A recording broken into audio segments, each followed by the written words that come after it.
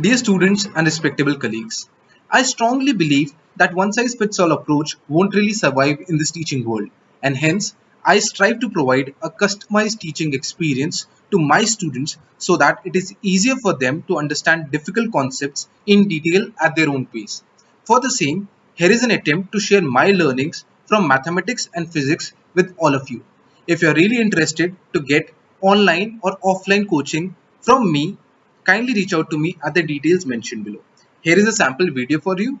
Enjoy and keep learning.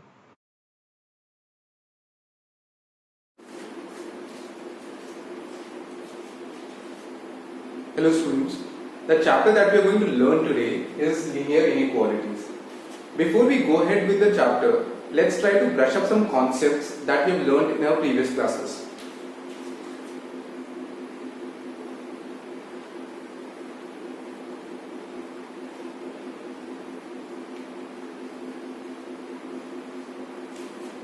Now, what is an algebraic expression?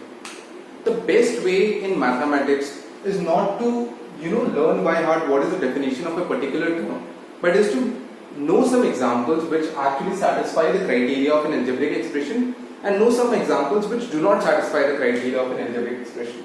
So let us try to look at a few examples.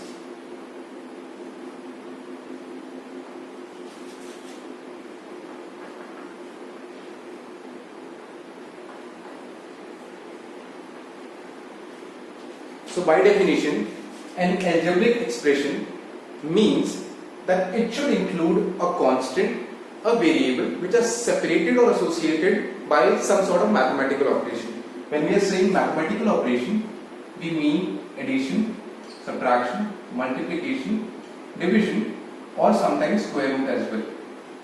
So a constant or a variable which are associated by either of these, one of these mathematical operation is called an algebraic expression. So if you look at x, it contains a variable, so it is an algebraic expression. When we look at x plus y, it contains two variables which are associated by a mathematical operation addition. So again it's a algebraic expression. This is also an algebraic expression. Even 1 by x is also an algebraic expression because there is a constant 1 and there is a variable x which are associated by the mathematical operation division. So even this one is an algebraic expression. But when we look at sin x, so sin is a trigonometric function, and over here in the function that we have defined, trigonometric functions are not mentioned. So sin x is not an algebraic expression, right? So sin x falls under the category of transcendental functions. Transcendental function. Transcendental functions include trigo functions, exponential functions, and logarithmic functions. So all these kind of functions, e to the power x, log x, sin x, cos x, these are transcendental functions and these are not algebraic expressions, right? So we know a few examples of algebraic expressions, we know a few examples of expressions which are not algebraic. Now moving on to the next set of categories.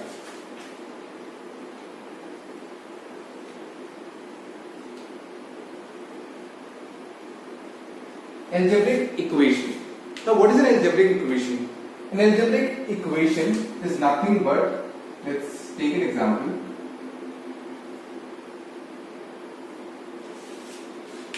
So an algebraic expression is nothing but two expressions. We have one expression over here which is x plus 2. We have a constant over here which is 0.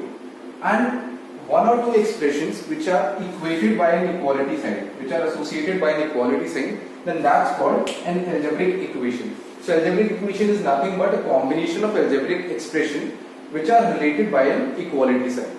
So we can form so many algebraic equations using all the algebraic expressions that we have studied at the top. Now coming to the third term, polynomial. Now what is a polynomial? The only differentiation between a polynomial and an algebraic expression is that for a polynomial it's very important that the power of the variable is a non-negative integral exponent. Non-negative integral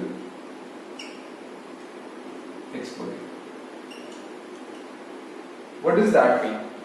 It means, let's say for example, if you are looking at x can be written as x to the power 1, right? So what is the power of x over here? It's 1. So for polynomial, the basic criteria is that all the powers of the variable, not just the highest power, we are talking about all the powers, they should be non-negative integers.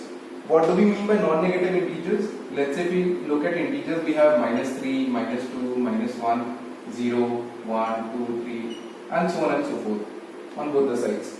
Non-negative integer means this -3 is negative, -2 is negative, -1 is negative. Now 0 is non-negative. So 0 is a non-negative integer, 1 is a non-negative integer, 2 and 3. So basically it means that the powers of a variable should start from 0 and 1, 2, 3 and should go on so on and so forth. So over here x is a polynomial. X plus y again is a polynomial. X square plus y square again is a polynomial. I'm rushing through these concepts because this is something that we have already learned in the previous classes, and our aim is to cement our basics before we move ahead. When we talk about 1 by x, 1 by x can be written as x to the power -1, right? And as we had learned in a definition that the power should be non-negative, but over here the power is negative, so x to the power -1 is not a polynomial, and something which is not an algebraic expression in itself can't be a polynomial. Does that make sense? So x to the power -1 is not a polynomial. We are clear with the definition of polynomial. Let me ask you a question. Is x plus sine 30, is it a polynomial? So when we look at the terms which are involved here, x and sine 30. Now someone might look at this expression and say that sine is a trigonometric function, and any sort of trigonometric function is not an algebraic expression, and because it is not an algebraic expression, it is not a polynomial as well, because the basic definition of a polynomial is an algebraic expression with non-negative integral exponents, right? So all polynomials, they have to be algebraic expressions. So someone might argue that because trigonometric function is not an algebraic expression, hence this is not a polynomial. But this is wrong. This is a polynomial. Why? Because when we look at sine 30, although it's a trigonometric function, but when we evaluate it, sine 30 is equal to 1 by 2. So what essentially we are looking at is nothing but x plus 1 by 2. So although sine 30 involves a trigonometric function, but that function is not of variable x. It is of some constant 30 degrees, and hence the value of sine 30 is half. So x plus 1 by 2 we know is a polynomial, right? Hence this whole expression is a polynomial. I hope that is clear.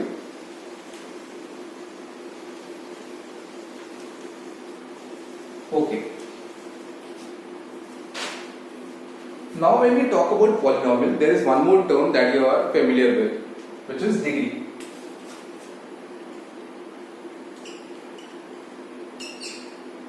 Now what is degree?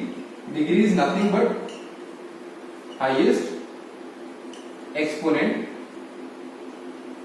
of a variable with non-zero coefficient. Now what does that mean?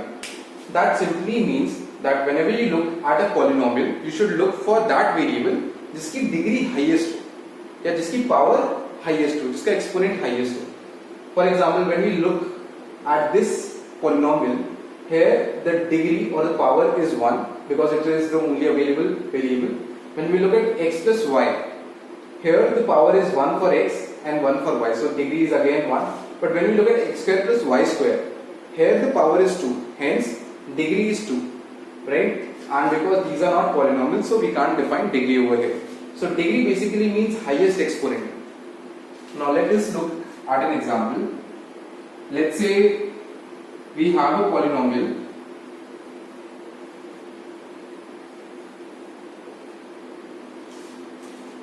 let's say 2. Now 2 is a constant. but it is considered as a polynomial because we can write 2 as 2 multiplied by x to the power 0.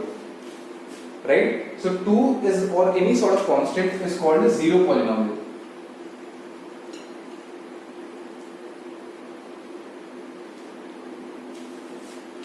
Now, if we look over here, right, any sort of constant can be written as a zero polynomial, and over here the degree of a zero polynomial is nothing but 0, right? The highest power is 0.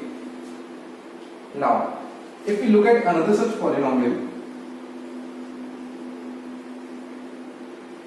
which is 0. 0 is also a polynomial, right? Now 0 can be written as 0 into x to the power 100, right? We can write 0 as 0 into x to the power 100.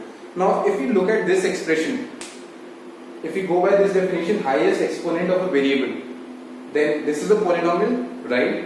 What is the highest exponent? That is 100. So is the degree of this polynomial 100? No, it is not, because there is one more condition, and which is a very important condition, with non-zero coefficient. So the coefficient of the variable should be non-zero. If it is 0, then we can write anything, right? We can add as many zeros as we want. So this is a very important condition. So although it is a polynomial, but the degree is not 100, it's 0 only, because over here the coefficient is 0. I hope that is clear.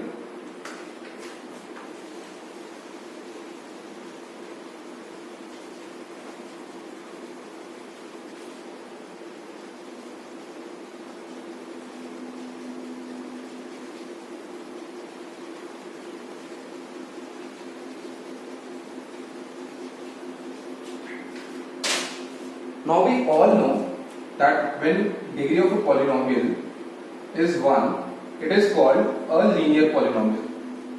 When degree is 2, it is called a quadratic polynomial. When degree is 3, it is called a cubic polynomial.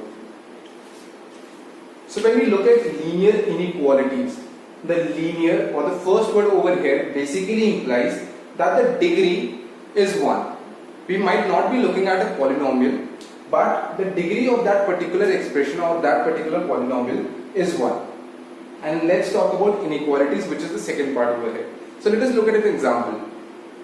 We have an equation 10x equal 80. So let us look at an example which actually satisfies this particular equation. Let's say you want to buy a gift for your friend which costs rupees 80, right? And you have 10 rupee note available with you. You have a few notes with you which are of 10 rupees denomination. So you can deal with in 10 rupees only. So how many such notes would you need? So for this particular problem statement, it is very easy that the equation that will form is 10x equal to 80, where x is the number of notes, 10 is the denomination, and 80 is the price of the gift, right?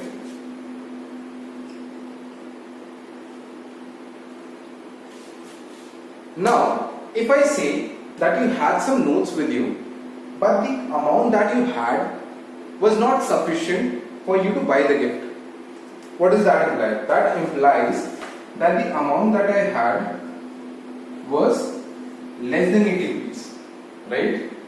10x was less than 80 rupees. So any sort of expression which are associated by an inequality is called an inequation or an inequality, right? So there are, as we all know, there are 4 signs of inequalities. One is less than, another is less than equal to, greater than, and greater than equal to.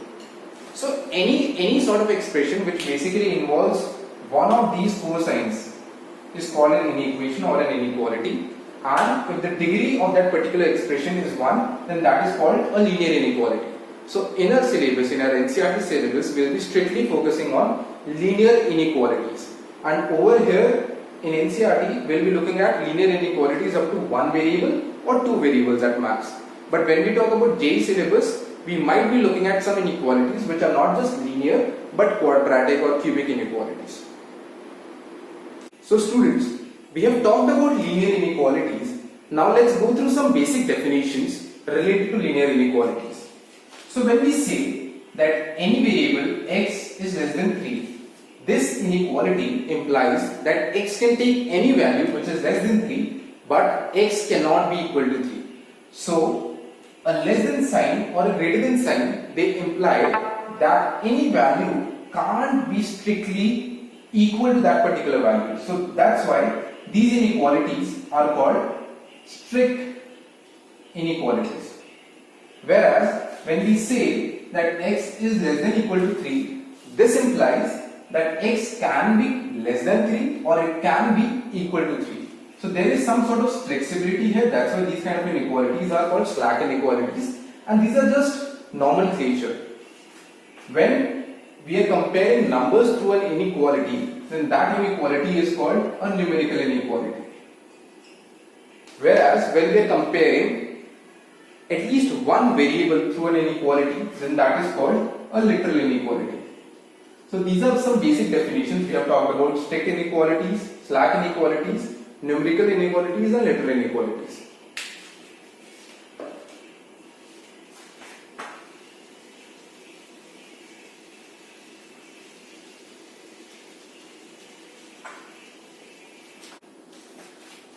Now we'll talk about how to solve an inequality. When we say, let us look at the example that we have already discussed before. In this example, we talked about that let's say you have 10 rupee notes which are insufficient to buy a gift worth of 80 rupees, whereas x denotes the number of notes that you have and 80 is the price of the gift. So 10x is less than 80. This is the inequality that we have. Now what will be the solution of this inequality?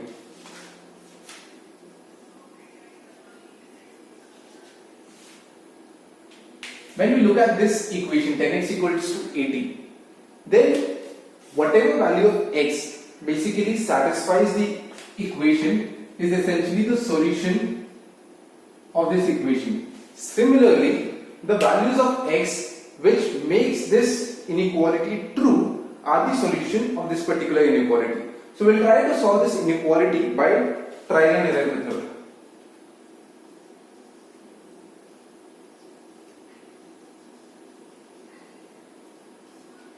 So let's say x is equal to 1, then that implies that 10 is less than 80, and this is true, 10 is less than 80. So because x equal to 1 satisfies this inequality, then x equal to 1 is the solution, but there can be other solution as well. Let's try to find them out. X equal to 2, this implies 20 is less than 80, which is also correct. Similarly, if you do it for x equal to 3, 4, all those inequalities will be satisfied. Let's say x equal to 7, 70 less than 80, this is also satisfied. And x equals to 8, 80 less than 80. Now 80 is not less than 80, 80 is exactly equal to 80. So this statement doesn't hold true. So what we can say is that for x equal to 1 till x equal to 7, for all the interim values as well, the inequality holds true, whereas for x equal to 8, the inequality doesn't hold true. So we can comfortably say that x equal to 1, 2, 3, 4, 5, 6, 7. This is the solution of this particular inequality. Now, if we have solved an equation which was of one variable and degree 1, basically a linear equation, we know that for a linear equation in one variable, there is only one solution. If we try to solve it, 10x equals to 80, this gives us x equals 8. Right? We only get one value of x. Whereas for a linear inequality, there can be multiple, there can be infinite values of x, which basically makes the inequality hold true. So that is why it becomes very imperative or very important for us to find a way to represent the solution set, because every time we won't be able to write all the numbers like this, right? Because there can be infinite solutions. So we'll learn about a method to easily represent a solution set.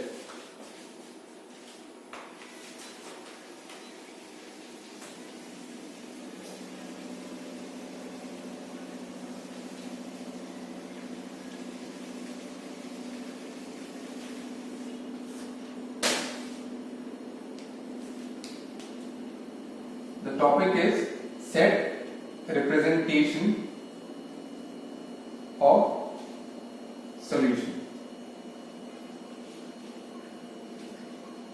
So if we want to write x equals 1, 2, 3 till 7, instead of writing it this way, we can also write x epsilon 1, 2, 3, 7.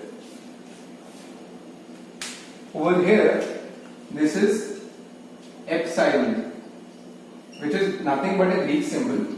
So this implies that x belongs to, whenever you have to read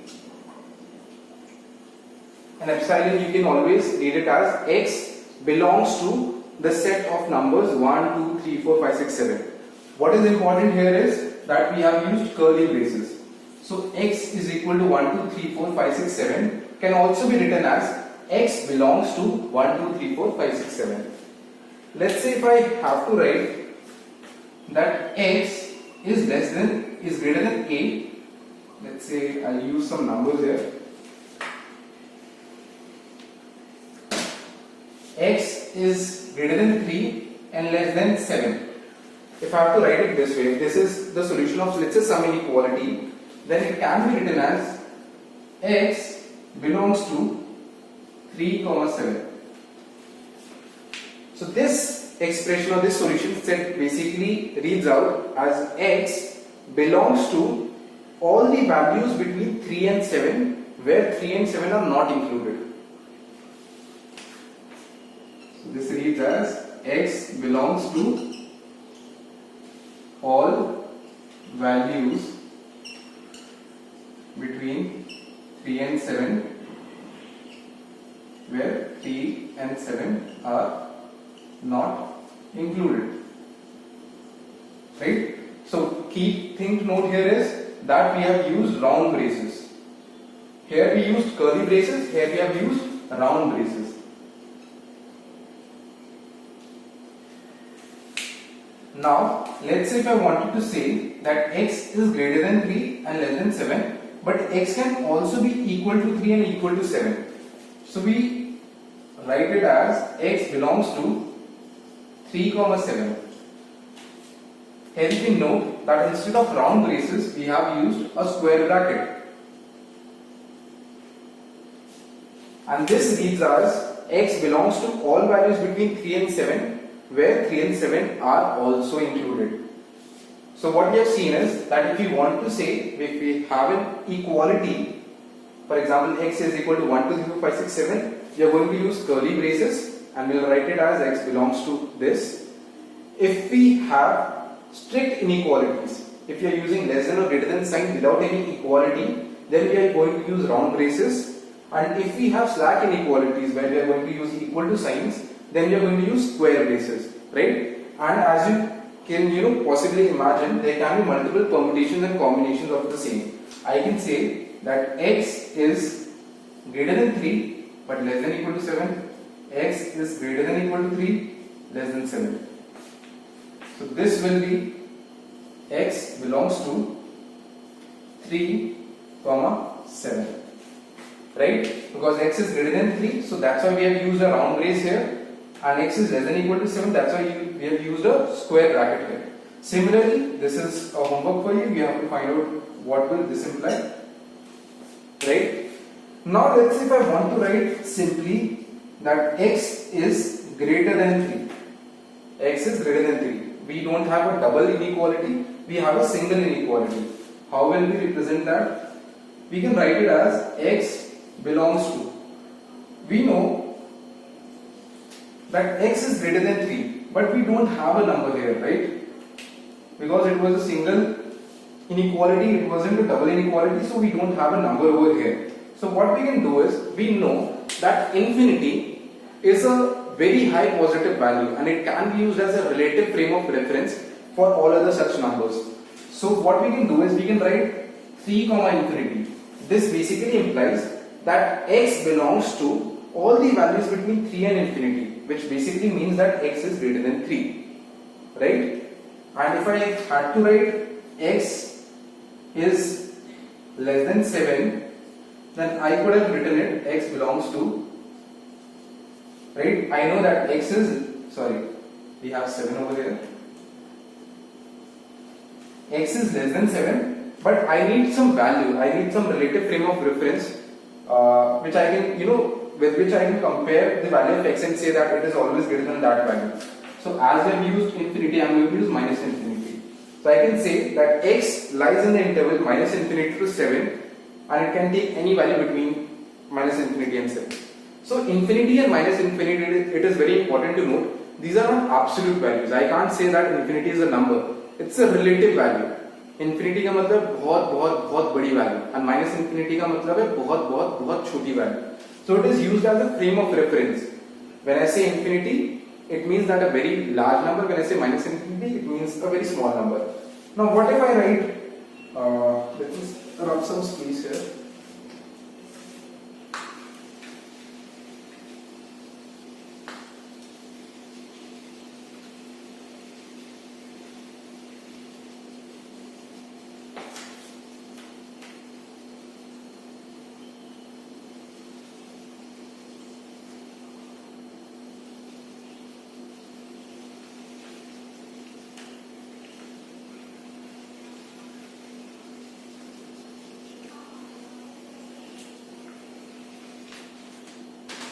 Now what if I write that x is greater than or equal to 3, which means x belongs to, x is greater than 3, less than infinity, but I've used an equality sign. So what I have to do is, instead of writing 3, I have to use a square bracket. Instead of a round bracket, I'll use a square bracket. Similarly, if I say x is less than or equal to 7, then x belongs to minus infinity, comma 7. Now I have a question for you. If I write something like this, x belongs to 3 comma infinity, does this make sense? Or if I write something like this, x belongs to minus infinity comma 7, both these statements are incorrect. Both of these statements or both of these solution sets are incorrect, because any number can't be equal to infinity or minus infinity, because as I mentioned, these are just relative values. These are not absolute numbers or absolute values. So you can never use a square bracket with infinity or minus infinity. So that was everything related to how we can represent a range or a solution using set representation.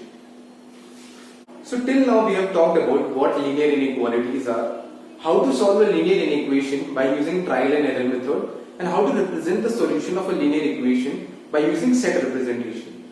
Now we come to the fourth and very important point, which is how operations work on a linear inequality. We have a separate chapter and we have already studied it in our previous classes, which was linear equations, right? We know that there is an equation called x equal to 5. If I move 5 from right hand side to left hand side, then it will become x minus 5 equal to 0. So we know how to perform operations on an equation, but similarly we want to know how to perform operations on an inequality. So let's talk about the first operation. Here we have one equation, here we have another inequality. Can we add a positive number on both sides of an inequation? I know that I can do x plus 2 equals 5 plus 2, that is x plus 2 is equal to 7. I can add 2 on both sides of the value and still the equation will hold true. Can I say the same for a linear inequality? Let's check. So 4 is less than 8, but can I say 4 plus 2 is less than 8 plus 2? 6 is less than 10. We know for a fact that 6 is less than 10. So we can say with confidence that we can add a number on both sides of an inequality and the inequality will still hold true. Similarly, can we subtract a number from both the sides? We know that we can write x minus 2 is equal to 5 minus 2, that is x minus 2 is equal to 3, and this equation still holds true. Let's find it out for an inequality. 4 less than 8, 4 minus 2 less than 8 minus 2, 2 less than 6. Even this inequality still holds true. So we can say that we can perform addition and subtraction on both sides of an inequality, and the inequality will still hold true.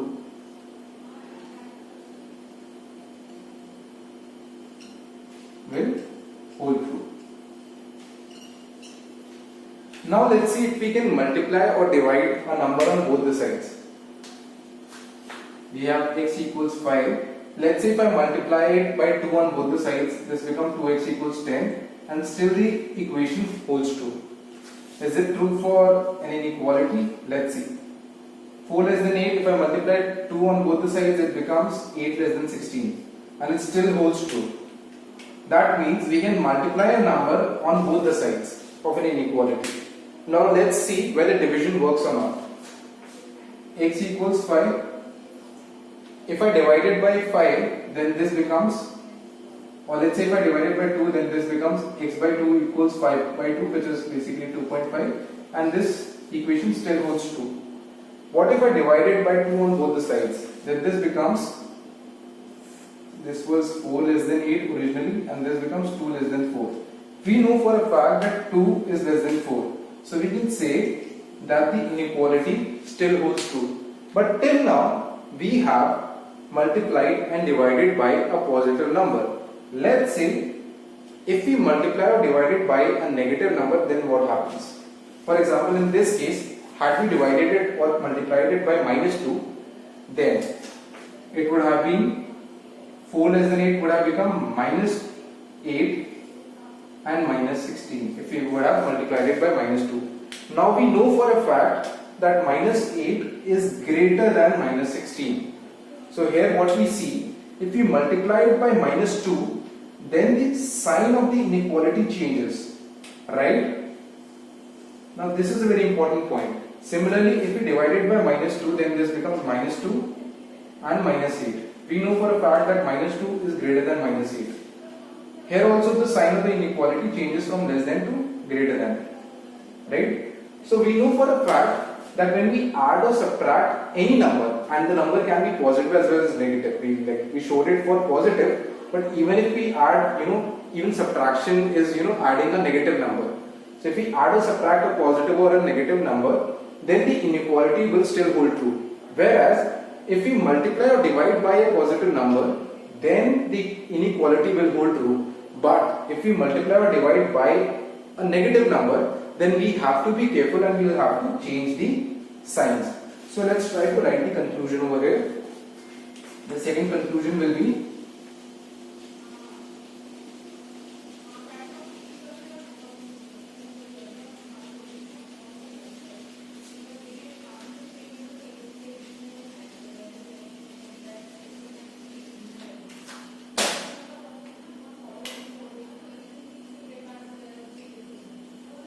multiply, divide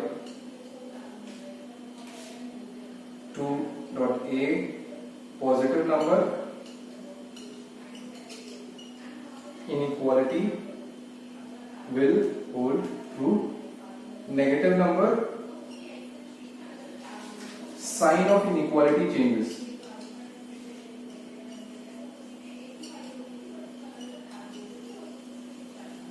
So this is a very important takeaway from this discussion, that when we add or subtract a number in an inequality, then the inequality will still hold true. Whereas if we multiply or divide by a positive number, then also the inequality will hold true. But if we multiply or divide by a negative number, then we'll have to change the sign of the inequality to make it sensible.